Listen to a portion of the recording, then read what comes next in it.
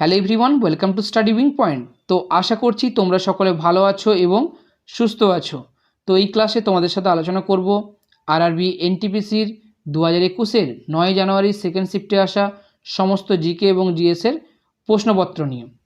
তো অলরেডি 8টি সেট আলোচনা করা হয়ে গেছে। আজকে তোমাদের সাথে 9 নম্বর সেট নিয়ে আলোচনা করব। তো যারা যারা 8টি সেট দেখে ওঠোনি তাদের বলবো স্টাডি উইং পয়েন্ট চ্যানেলের প্লেলিস্টে গিয়ে চেক করো, সেখানে কিন্তু পেয়ে যাবে। এবং যে সমস্ত সিরিয়াস ক্যান্ডিডেটরা আমার এই ক্লাসগুলি দেখো তাদের বলবো ভিডিওটি স্কিপ না করে ভিডিওটি পুরো সম্পূর্ণ দেখো, তাহলে কিন্তু এখান থেকে প্রত্যেকটি ইনফরমেশান তোমাদের কিন্তু পরবর্তী এক্সামে কাজে লাগবে। তো যদি দরকার হয় সেক্ষেত্রে তোমরা খাতায় নোট ডাউন করো।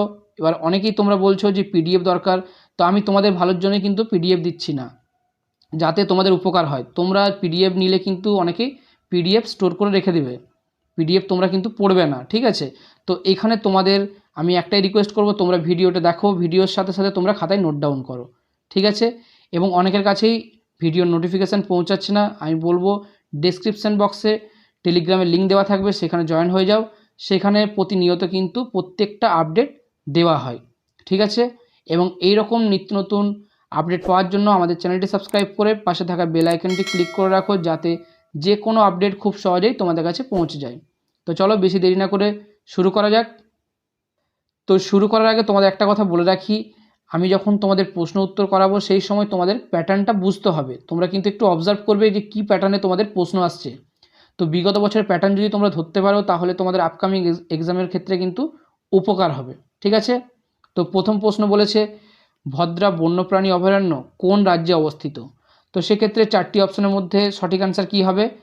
সঠিক অ্যান্সার হবে অপশন ডি, কর্ণাটক রাজ্যে অবস্থিত। এবং এটি কিন্তু একটি সংরক্ষিত এলাকা হিসেবে চিহ্নিত এবং টাইগার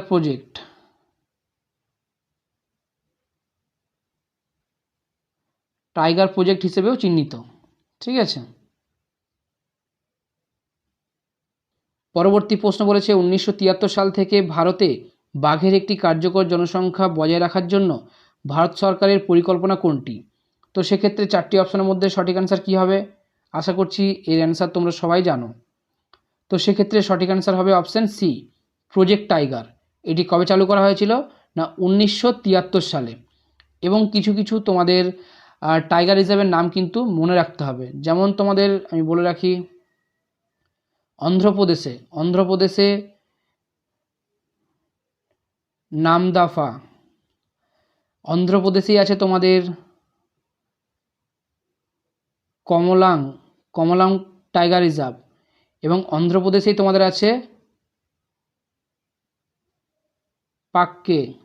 তো কী বললাম? অন্ধ্রপ্রদেশে নামদাফা, কমলাং, পাক্কে, ঠিক আছে? এবং আসামে কি আছে? আসামে তোমাদের জানতে হবে আসামে কি আছে। না আসামে আছে তোমাদের মানস টাইগার রিজার্ভ আছে, আবার নামেরি আছে, কি আছে? না মানস আছে, নামেরি আছে এবং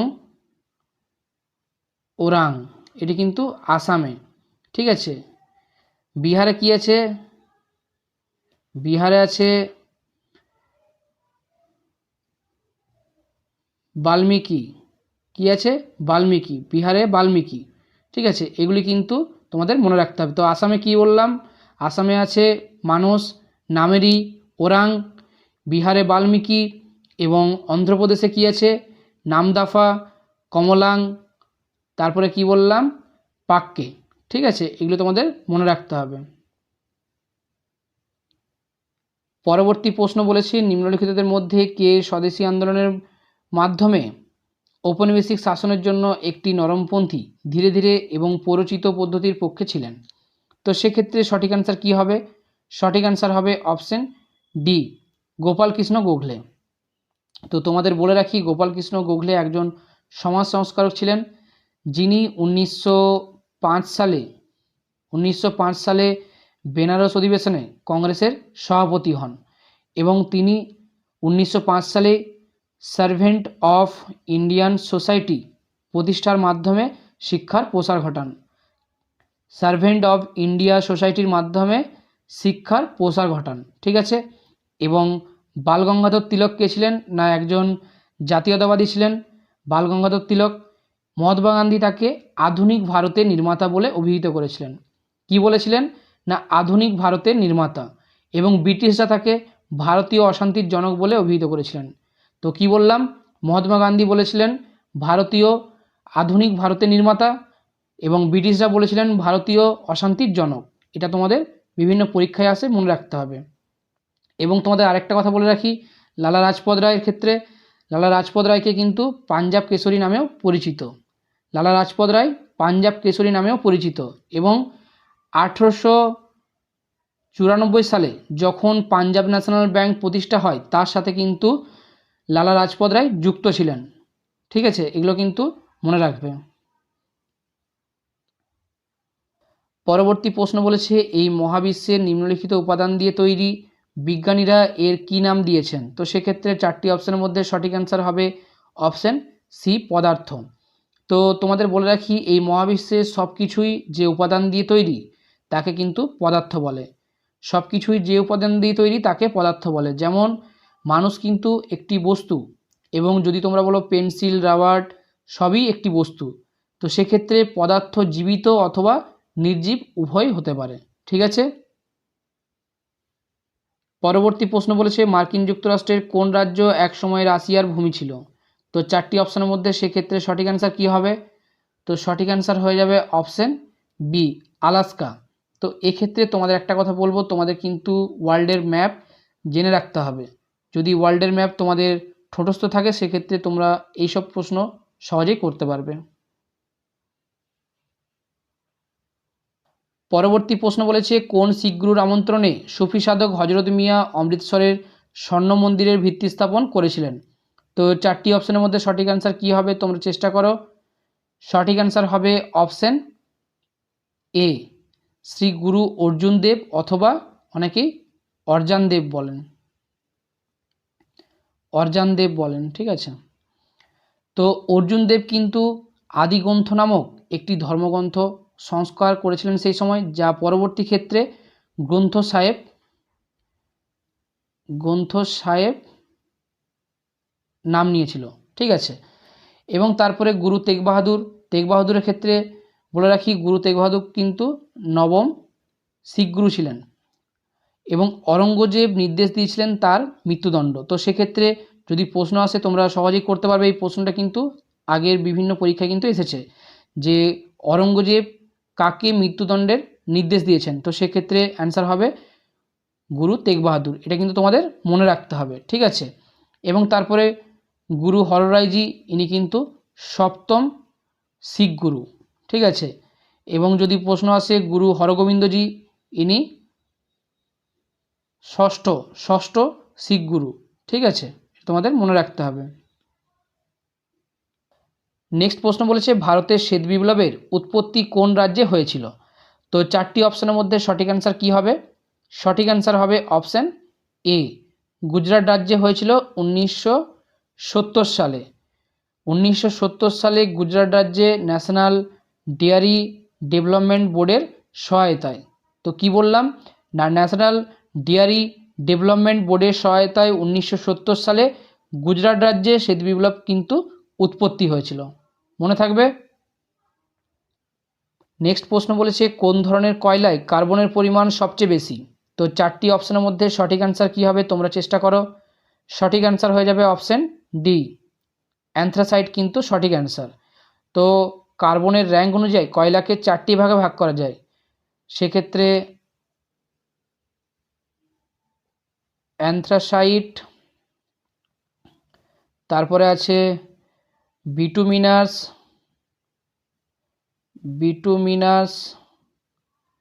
তারপরে আছে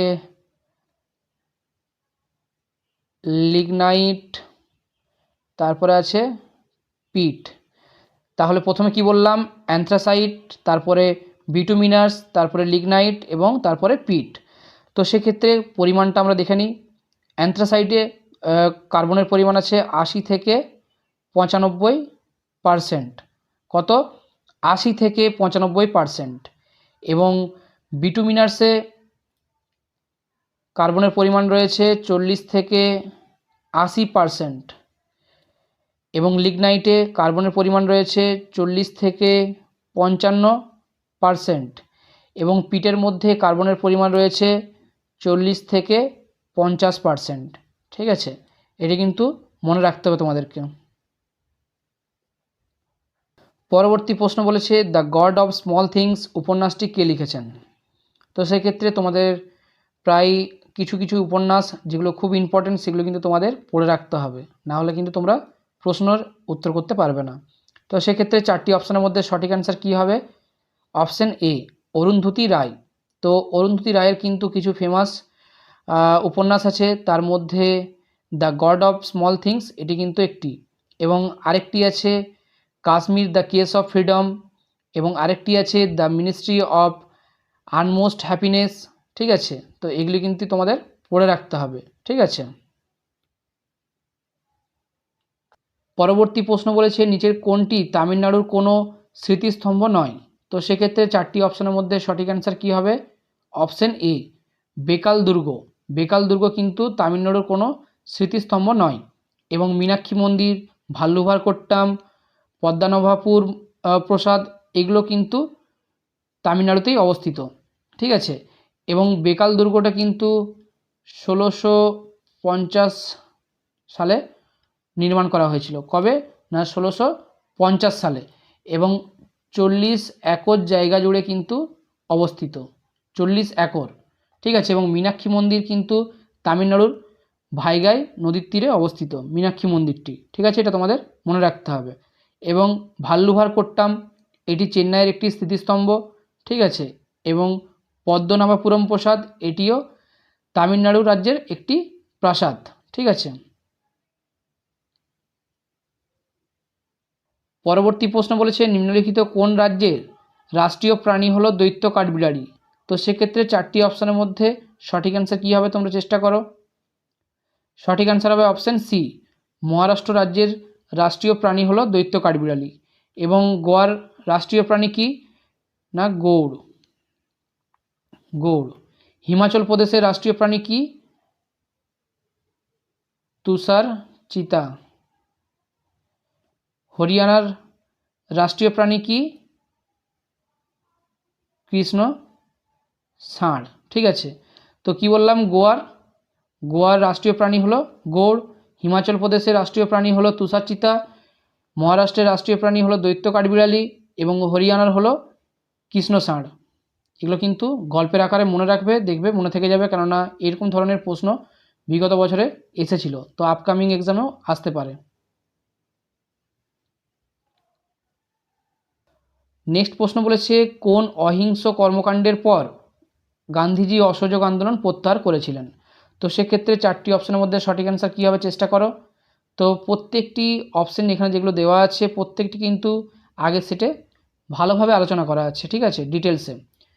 তো আগের সেটগুলি তোমরা দেখবে, তাহলে দেখবে যে সমস্ত সেটগুলি আমি আলোচনা করব সেগুলি খুব সহজেই তোমরা অ্যান্সার করতে পারবে।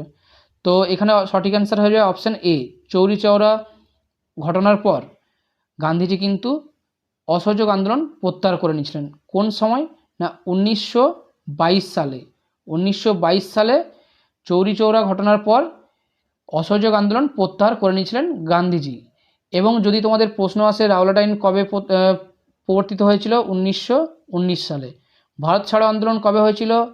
1942 সালে। এবং যদি প্রশ্ন আসে খিলাফত আন্দোলন 1919 সালে। এটা তোমাদের কিন্তু মনে রাখতে হবে। নেক্সট প্রশ্ন বলেছে 1 কিলোবাইট কত বাইট তৈরি করে? 1 কিলোবাইট কত বাইট তৈরি করে? এগুলি তোমরা প্রতিনিয়ত দৈনন্দিন জীবনে তোমাদের কিন্তু এগুলি লাগে, তো সেই জন্য তোমরা সবাই এর অ্যান্সার জানো। তো সঠিক অ্যান্সার কী হবে? সঠিক অ্যান্সার হবে অপশান বি, 1024 বাইট। তো 1 কিলোবাইট সমান 1024 বাইটস। ঠিক আছে, এবং যদি তোমাদের প্রশ্ন আসে 1 এমবি মেগাবাইট সমান কত কিলোবাইট? 1 এমবি সমান 1024 কিলোবাইট। ঠিক আছে, যদি প্রশ্ন আসে 1 MB মেগাবাইট সমান কত কিলোবাইট, 1024 কিলোবাইট। যদি প্রশ্ন আসে 1 GB সমান কত MB, 1024 MB, ঠিক আছে। এবং যদি তোমাদের প্রশ্ন আসে 1 TB সমান কত GB, 1024 GB, ঠিক আছে।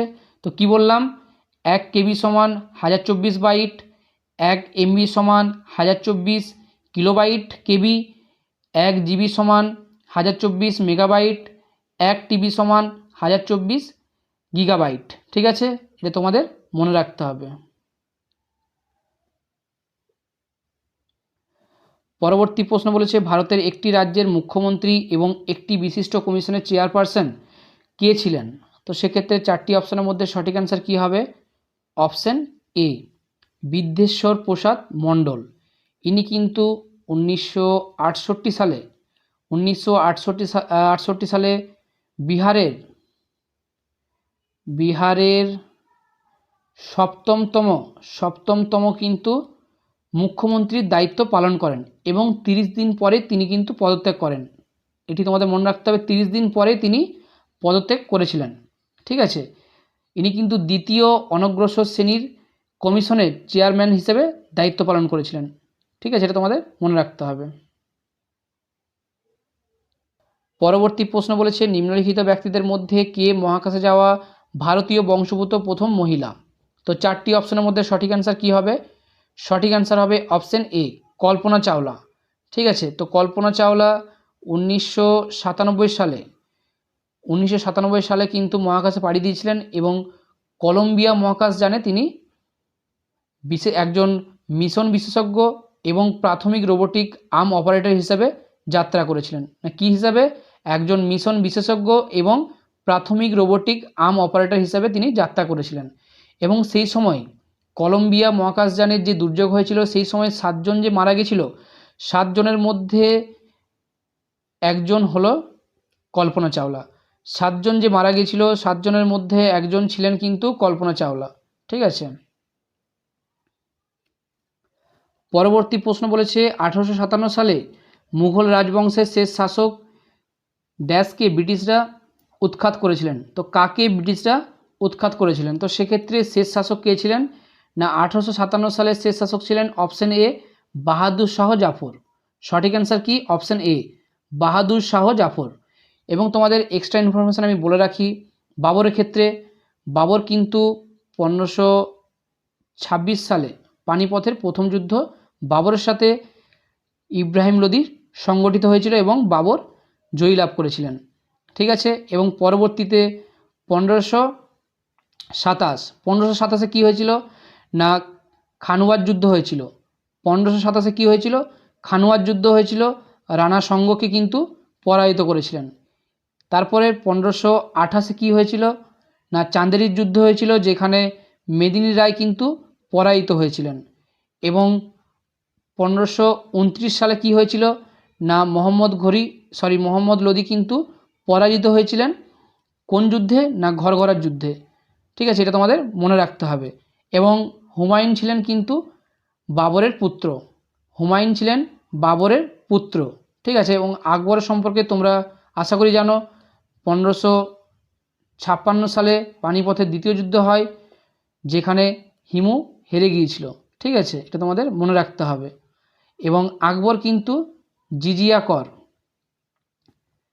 একটি ধর্মীয় জিজিয়া কর আকবর কিন্তু বাতিল করেছিলেন সেই সময়, ঠিক আছে। এবং আকবরের জীবনীর নাম হলো আইনি আকবরী, এটা তোমাদের মনে রাখতে হবে। আকবরীর জীবনীর নাম কি বললাম, আইনি আকবরী। পরবর্তী প্রশ্ন বলেছে ভিডিও গ্রাফিক্স অ্যারে ভিজিএ হলো রঙিন গ্রাফিক্স প্রদর্শনের জন্য একটি সিস্টেম, এটি কার দ্বারা বিকশিত হয়েছিল। তো 4টি অপশনের মধ্যে সঠিক অ্যান্সার কী হবে, অপশন এ আইবিএম এর দ্বারা বিকশিত হয়েছিল, ঠিক আছে। এটা তোমাদের মনে রাখতে হবে। পরবর্তী প্রশ্ন বলেছে সম্মিলিত রাষ্ট্রপুঞ্জ 1945 সালে ঠিক কখন জাতীয় সংঘের উত্তরসূরি হিসেবে প্রতিষ্ঠিত হয়েছিল। তো 4টি অপশনের মধ্যে সঠিক অ্যান্সার কী হবে, সঠিক অ্যান্সার হয়ে যাবে অপশন ডি দ্বিতীয় বিশ্বযুদ্ধের ঠিক পরে কিন্তু জাতীয় সংঘের উত্তরসূরি হিসেবে প্রতিষ্ঠিত হয়েছিলেন। এবং তোমাদের বলে রাখি, সম্মিলিত জাতীয় পুঞ্জের সদর দপ্তর কোথায়? না নিউ ইয়র্ক। এটা তোমাদের মনে রাখতে হবে। পরবর্তী প্রশ্ন বলেছে, ভারতের রাষ্ট্রপতি হিসেবে কাজ করা প্রথম মহিলা কে ছিলেন? তো চারটি অপশানের মধ্যে সঠিক অ্যান্সার কী হবে? সঠিক অ্যান্সার হবে অপশান ডি, প্রতিভা প্যাটেল। তো প্রতিভা প্যাটেল 2007 থেকে 2012 এই সময়ের মধ্যে তিনি কিন্তু ভারতের 12তম রাষ্ট্রপতির দায়িত্ব পালন করেন। কিসের? না রাষ্ট্রপতির দায়িত্ব পালন করেন। ঠিক আছে, তোমাদের মনে রাখতে হবে প্রতিভা প্যাটেল 2007 থেকে 2012 এই সময়ের মধ্যে রাষ্ট্রপতির দায়িত্ব পালন করেন এবং তিনি 12তম রাষ্ট্রপতির দায়িত্ব পালন করেছিলেন। ঠিক আছে, এবং আরেকটি প্রশ্ন তোমাদের আসে যে সুচেতা কৃপালিনী কে ছিলেন? তো তিনি একজন ভারতের প্রথম মহিলা মুখ্যমন্ত্রী। তিনি ভারতের প্রথম মহিলা মুখ্যমন্ত্রী। এটা কিন্তু মনে রাখতে হবে, মহিলা মুখ্যমন্ত্রী। ঠিক আছে, পরবর্তী প্রশ্ন বলেছে ওসিআরের সম্পূর্ণ নাম কি অথবা ওসিআর মানে কি? তো চারটি অপশনের মধ্যে সঠিক অ্যান্সার কি হবে তোমরা চেষ্টা করো। সঠিক অ্যান্সার হবে অপশন এ, অপটিক্যাল ক্যারেক্টার রিকগনিশন। ঠিক আছে, সঠিক অ্যান্সার অপশন এ। পরবর্তী প্রশ্ন বলেছে জিএসএলভির সম্পূর্ণ নাম কি? তো চারটি অপশনের মধ্যে সঠিক অ্যান্সার কী হবে তোমরা চেষ্টা করো। জিএসএলভির সম্পূর্ণ নাম হলো option D, right answer, geosynchronous satellite launch vehicle. কি বললাম? জিওসিঙ্ক্রোনাস স্যাটেলাইট লঞ্চ ভেহিকেল, এটি কিন্তু জিএসএলভির সম্পূর্ণ নাম। পরবর্তী প্রশ্ন বলেছে লজ্জাবতী লতার বৈজ্ঞানিক নাম কি? তো চারটি অপশনের মধ্যে সঠিক অ্যান্সার কি হবে? সঠিক অ্যান্সার হবে option C, Mimosa pudica. Mimosa pudica হলো লজ্জাবতী লতার বৈজ্ঞানিক নাম। নেক্সট প্রশ্ন বলেছে 2020 সালের অক্টোবর মাস পর্যন্ত কোনটি মহারত্ন ছিল না? তো সেক্ষেত্রে এটি কিন্তু একটি কারেন্ট অ্যাফেয়ার্সের প্রশ্ন, এখানে তোমাদের কিছু ইনফরমেশান দেবো বলেই প্রশ্নটি তুলেছি। তো সঠিক অ্যান্সার হবে option D, Hindustan Aeronautics limited. তো সেক্ষেত্রে তোমাদের বলে রাখি মহারত্নর আন্ডারে কতগুলি কেন্দ্রীয় পাবলিক সেক্টর এন্টারপ্রাইজ আছে? মহারত্নর আন্ডারে 14টি। নবরত্নর আন্ডারে কতগুলি পাবলিক সেক্টর আছে? 16টি। এবং মিনিরত্নের আন্ডারে কতগুলি? 73টি। এগুলি কিন্তু প্রশ্ন আসে, ঠিক আছে, সেগুলি তোমাদের জেনে রাখতে হবে। নেক্সট প্রশ্ন বলেছে ভারতের প্রথম সংরক্ষিত বন কোনটি? তো সেক্ষেত্রে চারটি অপশনের মধ্যে সঠিক অ্যান্সার হবে অপশন সি, সাতপুরা জাতীয় উদ্যান। ঠিক আছে, এবং এটি কোথায় অবস্থিত? না মধ্যপ্রদেশে অবস্থিত। এবং যদি প্রশ্ন আসে জিম করবেট জাতীয় উদ্যান কোথায় অবস্থিত? না উত্তরাখণ্ডের নৈনিতাল জেলায়। কোথায়? না উত্তরাখণ্ডের নৈনিতাল জেলায়। এবং রানাথম্ভরের জাতীয় উদ্যান কোথায় অবস্থিত? না এটি রাজস্থানে অবস্থিত। এবং যদি প্রশ্ন আসে এটি গির হবে, গির জাতীয় উদ্যান কোথায় অবস্থিত? এটি গুজরাটে। গুজরাট রাজ্যের একটি বন্যপ্রাণী অভয়ারণ্য কিন্তু গির জাতীয় উদ্যান। পরের প্রশ্ন বলেছে একজন প্রাপ্তবয়স্ক মানুষের শরীরে হাড়ের সংখ্যা কত? তো সেক্ষেত্রে চারটি অপশনের মধ্যে সঠিক অ্যান্সার কী হবে? অপশন এ, 206টি। এটি কিন্তু তোমরা সবাই জানো, ঠিক আছে। এবং মানব দেহের দীর্ঘতম হাড় কোনটি? না দীর্ঘতম হাড় হলো ফিমার। এবং সব থেকে ছোট হাড় কি? স্টেপিস, যেটি কিনা কানে আছে, আমাদের কানে আছে, ঠিক আছে, কানের অস্থিতে আছে। পরবর্তী প্রশ্ন বলেছে স্ত্রী অ্যানোফিলিস মশা কিসের বাহক? তো এখানে চারটি অপশনের মধ্যে সঠিক অ্যান্সার কী হবে? না সঠিক অ্যান্সার হয়ে যাবে অপশন এ, ম্যালেরিয়া রোগের বাহক কিন্তু স্ত্রী অ্যানোফিলিস মশা। এবং যদি প্রশ্ন আসে যে ডেঙ্গু রোগের বাহক কোন মশা, না ডেঙ্গু রোগের বাহক হলো এডিস মশা। এডিস মশা, ডেঙ্গু রোগের বাহক হলো কে, না এডিস মশা। এবং কলেরা কি থেকে হয়, না দূষিত খাবার এবং জল থেকে। দূষিত খাবার এবং জল থেকে কলেরা রোগের সৃষ্টি হয়। এবং টাইফয়েড কিভাবে হয়, না ব্যাকটেরিয়া সংক্রমণের ফলে কিন্তু টাইফয়েড হয়। পরবর্তী প্রশ্ন বলেছে কে ভারতীয় এবং ইউরোপীয় শৈলীকে একত্রিত করে মুম্বাইতে তাজমহল প্যালেস হোটেল তৈরি করেন। তো দেখো তোমাদের কীভাবে কীরকমভাবে প্রশ্ন আসছে, ঠিক আছে, এগুলো তোমাদের কিন্তু একটু প্যাটার্নটা বুঝতে হবে, ঠিক আছে। তো 4টি অপশানের মধ্যে সঠিক অ্যান্সার হবে অপশান সি, জামশেদজি টাটা 1903 সালে কিন্তু ওপেন করেছিলেন বা চালু করেছিলেন।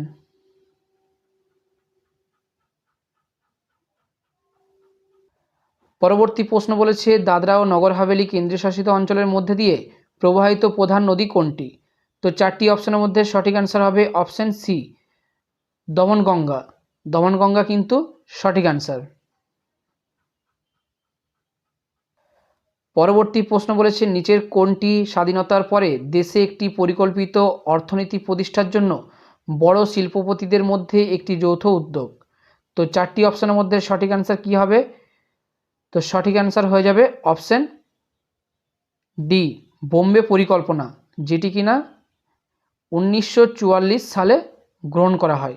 1944 সালে গ্রহণ করা একটি বড় শিল্পপতিদের দ্বারা বড় অর্থনৈতিক পরিকল্পনা। নেক্সট প্রশ্ন বলেছে নিচের কোন দেশ ওপেকের সদস্য নয়। তো 4টি অপশানের মধ্যে সঠিক অ্যান্সার কী হবে চেষ্টা করো। তো সঠিক অ্যান্সার হয়ে যাবে অপশান ডি, কেনিয়া। কেনিয়া কিন্তু ওপেকের সদস্য নয়।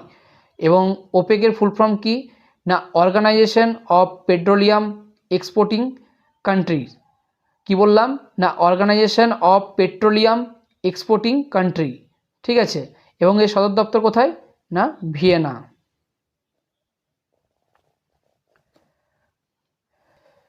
তো 2021-এ 9 জানুয়ারি সেকেন্ড শিফটে আসা প্রত্যেকটা জিকে এবং জিএস তোমাদের সাথে ডিটেলসে আলোচনা করলাম।